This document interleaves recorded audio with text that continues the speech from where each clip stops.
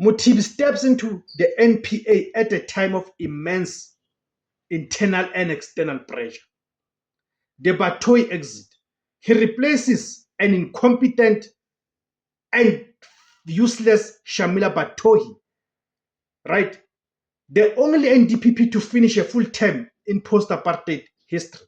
However, her exit has been mired by the Nkabit inquiry and criticisms that the NPA was too slow to act on corruption.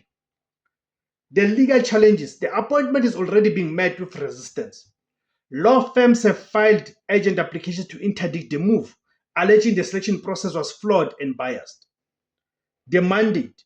Mothibi's first task on February 1st will be to stabilize an office plagued by factionalism and to accelerate